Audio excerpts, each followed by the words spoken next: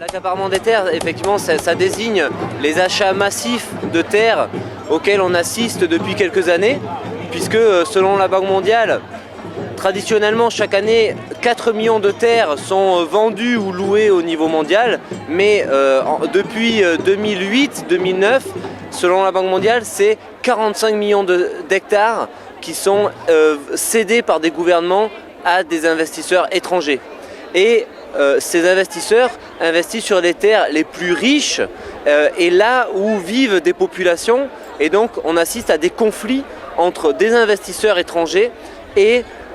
les populations locales, que ce soit des populations paysannes, des populations indigènes, etc. Et donc c'est en cela qu'on appelle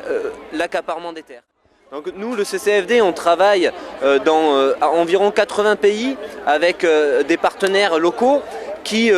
sont confrontés à ces investissements massifs sur leur territoire. Et donc on travaille avec ces partenaires pour comprendre un petit peu le mécanisme d'achat et puis pour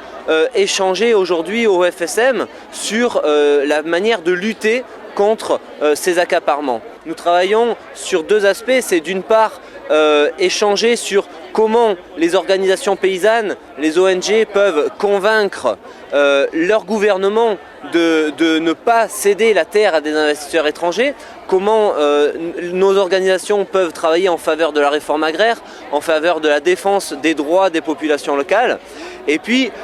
à travers ça, nous avons décidé avec d'autres organisations comme la Via Campesina, comme le ROPA, comme les Amis de la Terre, comme FIAN, de travailler sur une position commune de la société civile pour pouvoir présenter au gouvernement et également aux organisations internationales, puisque cette année, en 2011, il va y avoir plusieurs négociations au niveau international, auprès de la Banque mondiale, auprès de la FAO, pour définir un cadre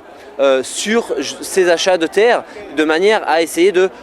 défendre les droits des populations dans ces transactions. Alors, le comité de la sécurité alimentaire, qui est basé à Rome, aujourd'hui, depuis sa réforme en 2009, intègre l'ensemble des acteurs, c'est-à-dire les États, les organisations internationales et la société civile. Et une des priorités de travail de ce comité de la sécurité alimentaire, c'est de s'intéresser à ces achats massifs de terres parce que c'est vraiment une menace pour les populations. Et donc il s'agit de définir aujourd'hui des bonnes pratiques, mais aussi de réaffirmer dans les politiques des gouvernements le droit des populations qui vivent sur place et donc qui doivent être protégées par rapport aux grands investisseurs. Je crois qu'aujourd'hui, un des enjeux, c'est de repenser l'investissement sur le foncier, puisque l'agriculture a besoin d'investissement. Il faut augmenter le soutien financier à l'agriculture, mais réfléchir plus à un soutien aux populations qui travaillent déjà sur place, plutôt que des investissements par des très grandes entreprises qui ne vont pas forcément respecter les populations locales. Donc je pense que oui, il faut de l'argent, oui, il faut investir dans l'agriculture, mais en soutien aux petits paysans, en soutien à l'agriculture vivrière avant tout.